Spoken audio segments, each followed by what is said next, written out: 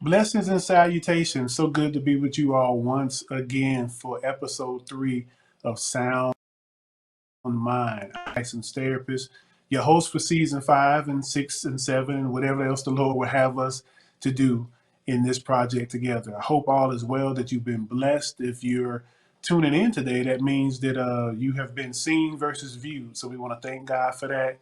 And we want to just jump in today because we have some great conversations and mental health dynamics that we're going to address today. But as always want to give God the praise and the glory for the opportunity to be together and to serve in this capacity. So we want God to bless this episode, and hopefully it'll be a blessing to you. I'm extremely excited to share today on today's subject matter. But before we get started with today's subject matter, we want to make sure that we're doing our homework. So on last week in episode 2, we talked about moving past irrationality, or the rationalities of irrationalities, where we talked about the difference between distrust, paranoia, suspicions, and how do you navigate through those by utilizing discernment. So please make sure that you did your homework, because here at Sound Mind and on Hope TV, we're not just here for conversation, we're here for conversion. But another part that's important about conversion is conviction. If you feel convicted, I always tell my population that I work with in therapy, conviction is an indication that there is something either right that we should continue doing, or maybe there's something not so right that we need to address and look at. So hopefully and prayerfully through our content through this season, you'll receive the conviction that will lead to conversion because you've had conversation. Okay. All right. So let's dive right on in. So I am so excited about this particular episode's content, because today we're going to be talking about the psychology of lust versus love. Okay. This one hits kind of different, as they say in urban pop culture, as I like to say. This one hits a little different because a lot of times in my practice over 25 years, a lot of people come to me concerning feelings and emotions regarding love and understanding of love, and when there's been a breakdown in love. There's a lot of love questions and a lot of love inquiries, self-love, and how do we love in a healthy way. So what we want to do is we want to address the psychology of lust versus love, because there is some strong differentiation between the two. And so what we're going to do is, because this is a very padded conversation. So what we're going to do is, in this episode, we're going to talk about the lust characteristics. And then in the next episode, we're going to talk about the love characteristics. And we're going to do a comparison and contrast, because what I want to make sure is that we have an understanding of what these dynamics are. So I don't want to rush it. I want to give it to you slow, and I want you to be able to absorb it and really be able to look at yourself.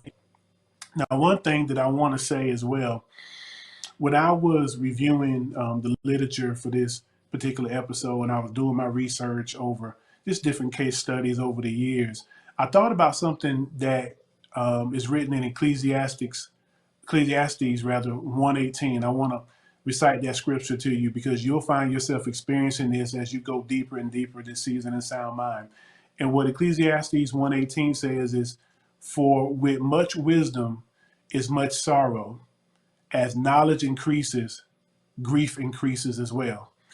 And the reason why I wanted to bring that into our conversation today is that a lot of times in therapy, when I'm working with my patient population and when I'm doing the research, a lot of what I see sometimes literally it grieves me, but not from a place of sadness, but sometimes from a place of heaviness, because I'm able to see how wrong we've been doing things as a people, how wrong we've been doing things as human beings. Oftentimes, I'll share with my wife in my innermost conversations with her that because I believe in blending the sacred with the secular, because I believe in theology um, um, influencing psychology, a lot of times when I look at my cross references between what God words says with the clinical modalities and theories that I utilize, there's a heaviness that tends to happen, because I realize that we have been living wrong in so many ways in our personal relationships, our spiritual relationships, our marriages.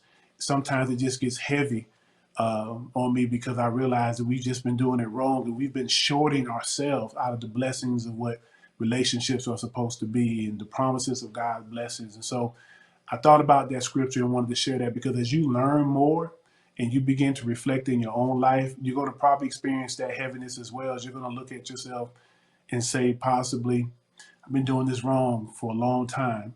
But the reason why we're here is to have these conversations that again leads to conviction, which leads to conversion. So I just wanted to highlight that, because that way I don't want you thinking that, something's going on, something's wrong. No, that's an indication that everything is right.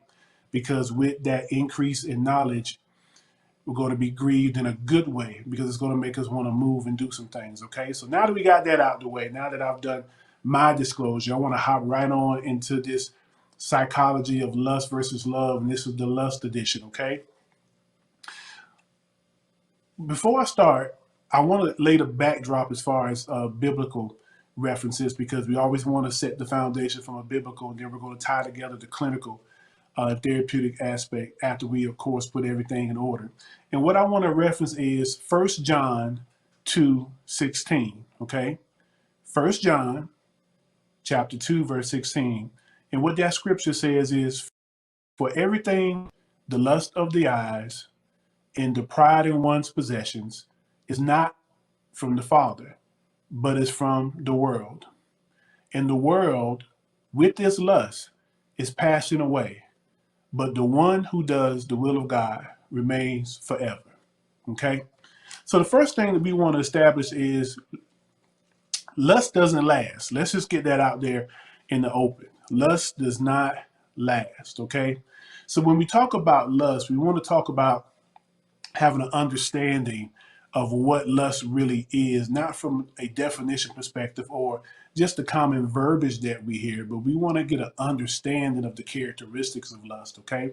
So we're going to talk about the characteristics of lust, but then we're going to look at some of the dynamics as well. Actually, let me reverse that. We're going to look at dynamics first, then characteristics in terms of what it looks like, because a lot of times we confuse lust with love and love with lust, because we don't really know the characteristics and dynamics because of how they may appear, and then also depending on where we may be in our own individual uh, spiritual walk or personal emotional growth path as well. So we're going to touch into that. So when we're talking about the dynamics of lust, what we want to look at is lust is wanting legitimate things in illegitimate ways.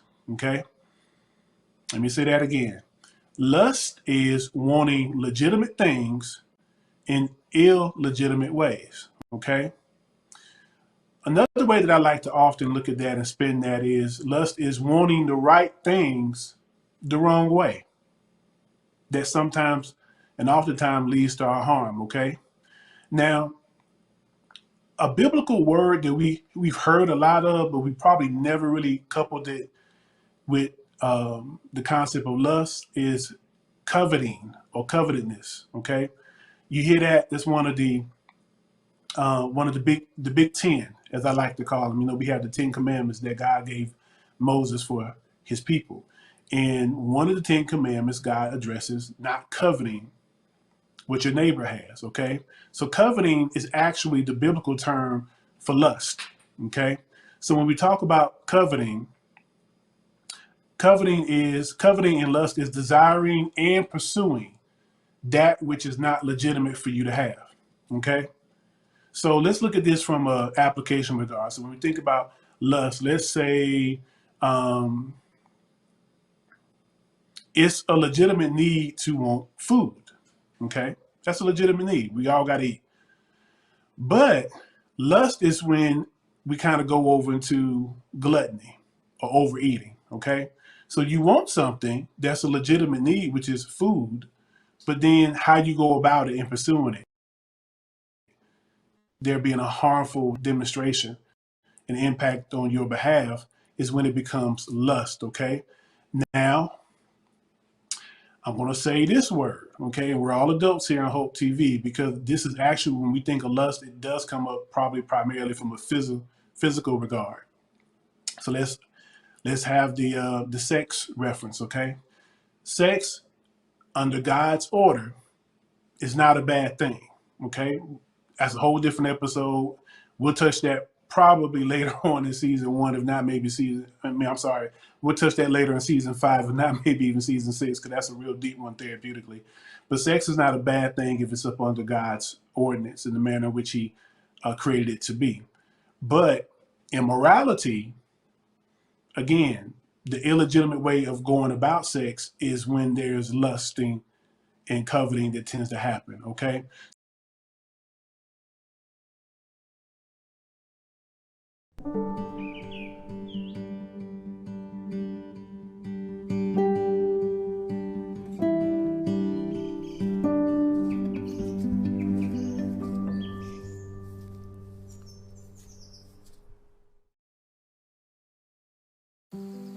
Hey, Dad.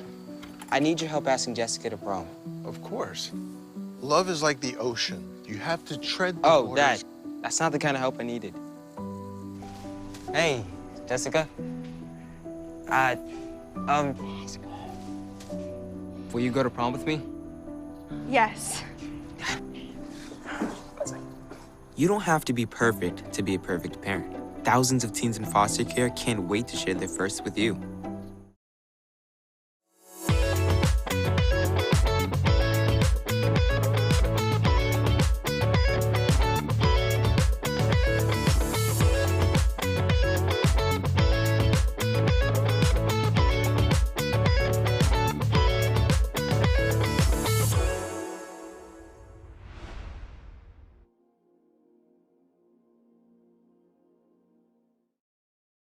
So again, we're talking about legitimate things that are understandable to have and that God wants us to have, but when we go about achieving it in illegitimate ways to the point that it can cause harm or disruption or even destruction, that's when it becomes a matter of a lusting. Okay, so I wanted to kind of give us the backdrop in that because I wanted you to understand what we're talking about here. Because a lot of times when people hear the term lust, it's like, oh no, I'm not lusting. It's not in my spirit, because you think about it in an extreme way. But the whole concept of lust is based on, ironically, a need and actually a provision. But it's all about how we execute the provision that tends to differentiate how lust is either being rejected or even how it's being implemented or introduced into our lives, or how we may even implement it and introduce it in the lives of others. Okay, so that was important for us to understand those particular dynamics of lust. Okay, so what I did was I looked at the characteristics. I thought about, the sessions that I've had where I've dealt with individuals who may have had an eating disorder, individuals that may have had obsessive compulsive disorder, those that may have had generalized anxiety challenges, those that have had relationship issues as far as infidelity, those who have had issues with just a myriad of different dynamics where it appeared that lust was really the undergirding of what they were experiencing from a mental health regard. And so I was able to devise some characteristics, and I wanted to show you what it is that lust looks like and how it occurs. Okay, so we have seven characteristics of lust that we're going to talk about. And I want you to be able to, be honest and transparent with yourself. And I want you to ask, as I go over each characteristics, I want you to ask two questions. I want you to ask, when have I actually demonstrated that particular characteristic? Or when have I had that feeling that it was being done to me? So those are two questions that we want to ask with each characteristics, because we want to make certain that we're doing the work. Okay, like I always say to my population when they come to see me for therapy, your treatment is only as effective as your truth. Okay, if you're not honest and forthcoming with your treatment, I'm going to be pretty limited in what I can do in that aspect. So we want to be honest and transparent with our truth when it comes to this particular dynamic, because we really want to understand lust and the subtleties of it and how we can counter it, so that we can be able to recognize when it occurs, or even when we're demonstrating it to others, because we want to make room for love, because love is where it's at. That's what we want. Okay. All right. So the first characteristic of lust is being impulsive. Okay. When you think about lust and the dynamics that lust tends to manifest itself from a characteristic regard. Impulsiveness is a lot of the times what I've seen. Okay, think about when ladies, when you wanted that handbag, or you wanted them shoes, and you just had to have it. You just had to have it, and you didn't think about it. It was like, I want it, so you made an impulsive buy. Or sometimes, we hide it under the label of retail therapy. Now, as educated as I am, I've never seen a program for retail therapy, but I love the way that we put that twist on it. But let's be honest and transparent. And brothers, you don't get a free pass too. If you heard your favorite team was coming in town, or if there was those shoes or that suit you wanted and you just bought it with no regard, you was impulsive, then that's the characteristics of lust, is being impulsive. Now, if you want to apply that from a physicality regard, a lot of times when we look at lust and how it appears physically, oftentimes it's very impulsive, okay? Very impulsive. So impulsivity, being impulsive, is a characteristic of lust, okay? So ask ourselves the question, when have I actually acted in an impulsive way? Okay? And only you can answer that. But then also ask the question, when have I felt as if somebody was dealing with me impulsively? Okay?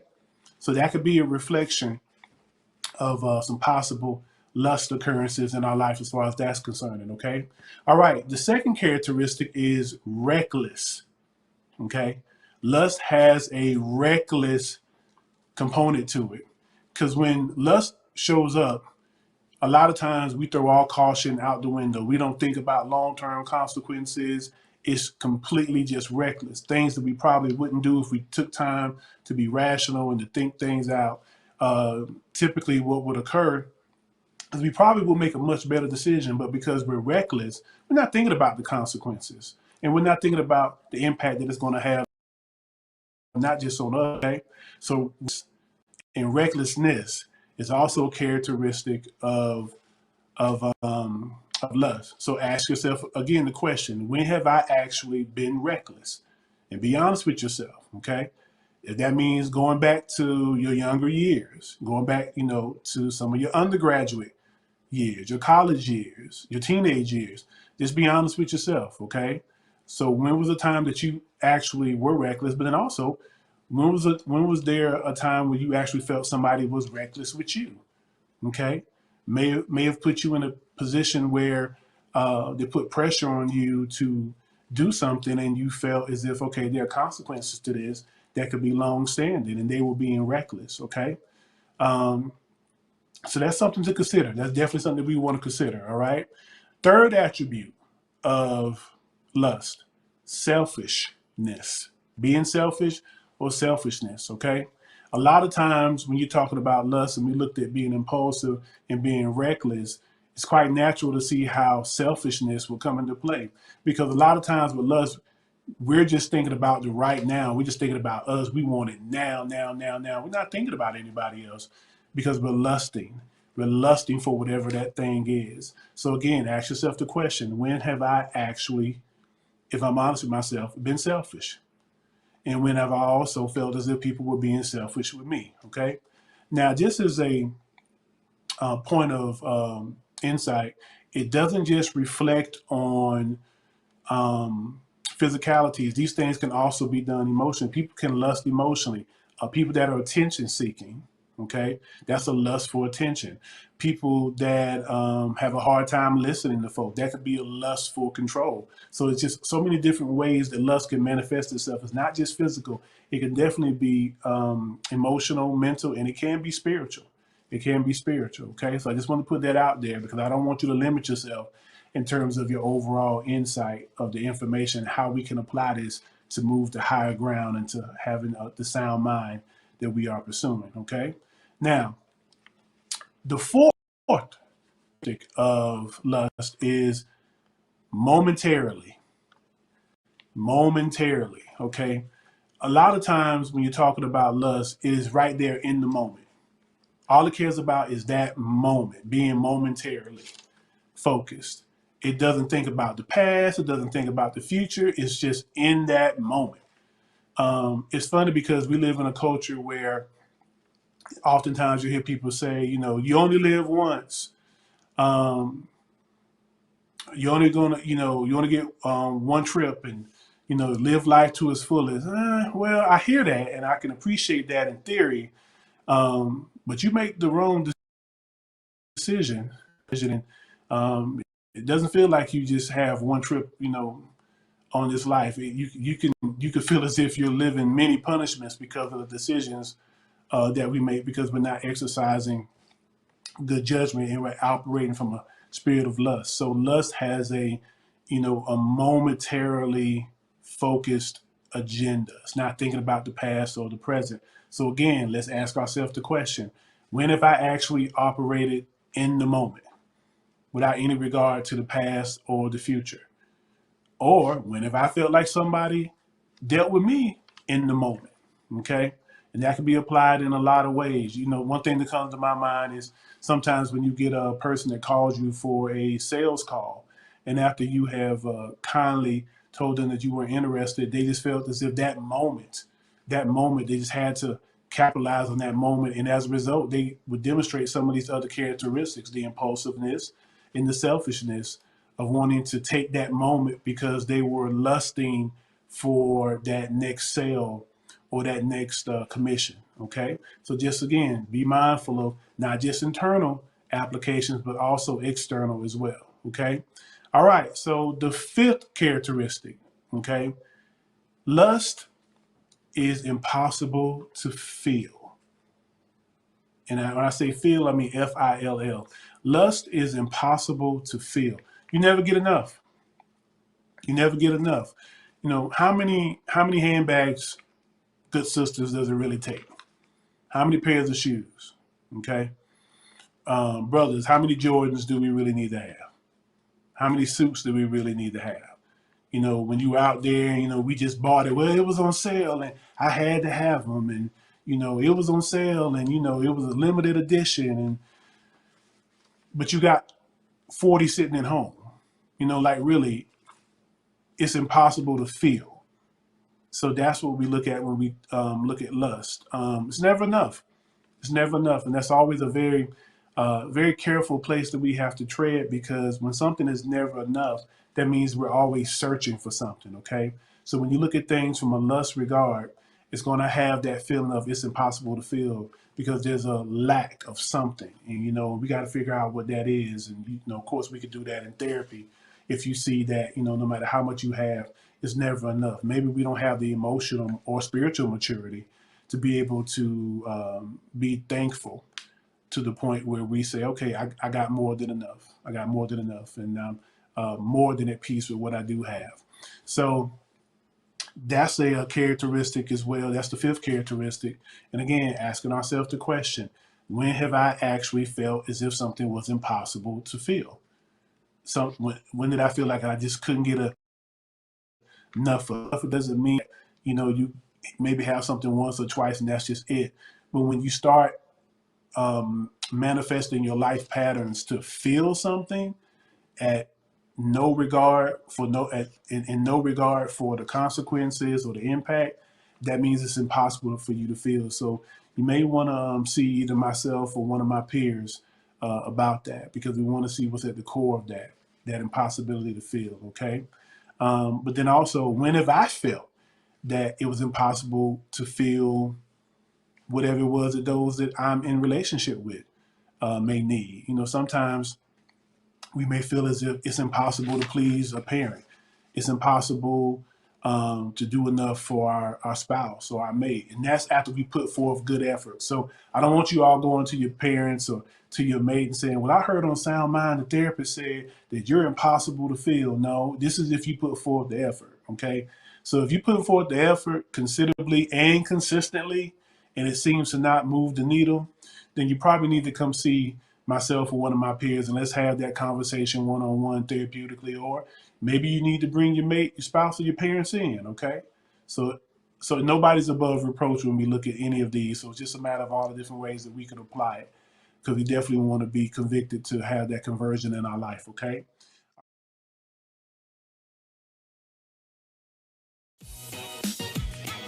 What's up, y'all? It's your boy Jermaine Dolly, Mr. Hello Dolly himself. And guess what? You're tuned in to Tea and Worship with my homies, Mignon and Corey. Keep it out, y'all.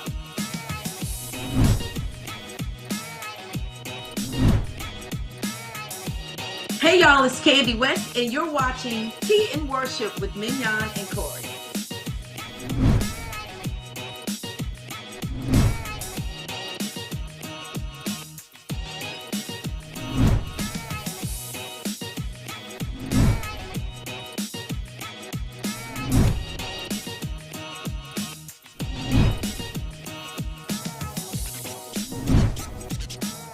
It's your boy James Fortune, and you are watching my favorite news show, Tea and Worship, with my sis Mignon and Corey.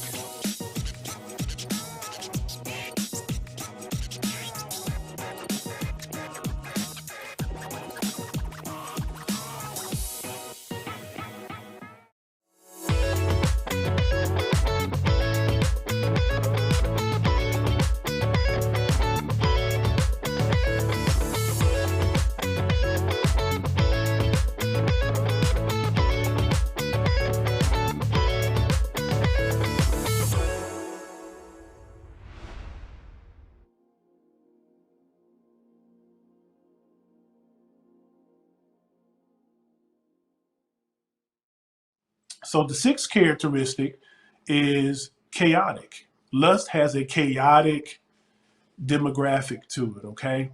When we say chaotic, it's confusing. It's never smooth. It's never fluid. It's always something. It's just never just right and smooth, okay? And a lot of times with lust, because it's chaotic, it's going to put us in a lot of anxiety provoking situations. It's going to also put us in some situations that can have some short term and long term consequences, okay? From a spiritual regard, the Bible speaks of all things being decent and in order, okay? And we also often refer to God as being God who is not the author of confusion. We know who the author of confusion and chaos is, and that's Satan and the enemy. So when you look at it from a spiritual aspect, if you think about where lust has its origins from, who better to look at than Satan? Because Satan lusted for God's position. He demonstrated all these dynamics. He was impulsive, he was reckless, he was selfish, he dealt in the moment. And it was impossible for him to feel that, which is why he goes from place to place on earth looking to cause chaos because of the lust that he has. So I hope that gave a personal application there where you can really see that lust has really been with us since the beginning of time. Okay, but we don't have to succumb to it at all. Okay, we don't have to succumb to it at all. Okay, because we are indeed called for victory, and we operate not in victory. Okay, so the last one, the seventh one, the seventh characteristic of lust is just something to do. It's just something to do. It's not really a motivation behind it per se. It's just something to pass by time. And ironically, a lot of times when we demonstrate lust, you have that rush that you may feel in the lust being fulfilled. But the ironic thing about lust that I've always seen in my practice, regardless of the mental health and behavior health and relational dynamics, right after that lust has been fulfilled and satiated, it's always a letdown afterward. It's never what one thought it was going to be. So then when a lot of times therapeutically, when I would ask the question, well, what was on your mind? What were you thinking? What was the motivation? And they will often say to me, well, it was just something to do. So therefore it was kind of it was a distraction. It was a distraction. Okay. So when it's just something to do, it doesn't really have a purpose outside of that immediate moment. That's often a characteristic that you'll see when it comes to lust and dealing with lust accordingly as far as that's concerned. So again, through all of these seven characteristics, we want to again ask the question, when have I actually, and whatever that characteristic is, and then also the second part of the question is, when have I felt that that was done to me? So the good thing in this is that I want us to be able to really look at lust in terms of what we have pushed on people, what we have taken people through, but then also what's been done to us. Because I want us to be able to look at our entire circle and our entire circumference and really get an understanding for lust and the psychology behind it so that we can be more active and intentional in having a life that's based on the principles of love and solid relationships and meaningful relationships that reciprocate good blessing into our lives, and then what we can do in the lives of others. Okay, so it's in summation. Here's basically what lust does. Lust basically says, "I just want a moment." That's what lust says. I just want a moment. This moment. That's it. So if lust had a voice, and you would ask lust, "Well, lust, what do you want?" Lust would say, "I just want a moment. I don't want you long term. I don't want to be invested. I don't want any responsibility, and I don't want any accountability. I simply just want a moment." Okay, so that's what lust would say. So, and this is something that I actually said to the husbands that I work with, but I took it and I expanded it outward so it could be applicable to everyone. And here's what I want us to understand as we wrap up the lust edition of the psychology of lust versus love is that the manner matters, reflects whether we are operating in lust or are we operating in love. And let me say that again. The manner in which we approach matters will reflect whether we are operating in lust or love. So if you want to know the manner in which you're addressing something or approaching something, look at those 7 characteristics. If you're approaching it out of impulsiveness, recklessness, selfishness, being momentarily focused, impossible to feel, chaotic, or it's just something to do, it's a pretty good chance, my brothers and sisters, that we're probably operating in lust if that is the manner in which we are approaching matters and dynamics. Okay, so just something for us to consider. Okay, I want to say in closing this: lust in and of itself cannot become love. It's just not how it works. Lust in and of itself cannot become love. Okay, so a lot of times people come to me for couples relational counseling, therapy, and marriages, and a lot of times I've seen where the relationship was based on lust, but because it wasn't overtly obvious, people wasn't able to really recognize that until we go through the premarital and the therapy, and then ultimately by God's grace we've been able to change the dynamics. But it wasn't until we were able to look at these dynamics and say, okay, this is what has fueled this particular relationship, but we can convert it through facing it and taking ownership of it. And I've seen some beautiful relationships become possible. Individuals who have gone on to become married and have very healthy marriages because they were able to take ownership of how it started. So how we start something does not necessarily have to be how it ends. Just depends on how we address the dynamics and how we take ownership of those dynamics. Okay, so there's hope. That's why we're here at Hope TV. There's hope, but you got to be willing to do the work. You absolutely have to be willing to do the work in order to get to where it is that you want to go in terms of moving from lust to love. Okay, so that's it for the lust edition. I hope it wasn't too heavy, but I believe all of us are grown and we're growing, and so we can handle these type of subject matter because that's why we're here. That's why we come to Sound Mind, is because we want to have conversion. Okay, so we got to do the heavy lifting. But the good thing about it is now that we have the information, as we always say here in Sound Mind, we don't just want the information. We want to take information and we want to have understanding. And then from understanding, we want to get wisdom. And how do we get wisdom? By applying the understanding from the knowledge and the information that we get. Okay? So again, knowledge is information. Understanding is how does the information apply to you? How is it relevant to you? And then wisdom is how do we execute the knowledge of the awareness of the information and how it applies to us. So that's it for episode 3. Next episode, we'll be doing the psychology of lust versus love, and we'll be functioning from the perspective of the love side of it. Okay, so don't think because it's love that it's going to be easy skating, because love comes with a whole different level of obligations and a whole different charge, because we look at it not from the world's concept, but really from God's perspective. And that is another one of those things that sometimes has grieved me spiritually, is because when I became aware with the biblical evidence of what God really calls love and what it calls us to do, it's heavy, because it lets me know that we've been loving wrong. We've been loving each other wrong. We've been loving our wives and husbands wrong. We've been loving our children wrong. We've just been loving wrong but there's a way that we can get right, and that's why we're here. So we're going to talk about that in the next episode. So thank you so much for tuning in today. I pray, as always, that the Lord bless you and keep you, that he make his face shine upon you and be gracious unto you, that he return his loving smile and countenance towards you, that he will bless you when you're going out and coming in, and that he will give you shalom peace, that he will bless you to be at peace with him, also to be at peace with others, but equally as important, for you to be at peace with yourself. I'm Jay Gideon Winfrey, licensed therapist. This has been another episode of Sound Mind. And remember, your theology guiding your psychology leads to sound doctrine, and sound doctrine leads to a sound mind. We'll see you next episode. We love you. Take care. God bless.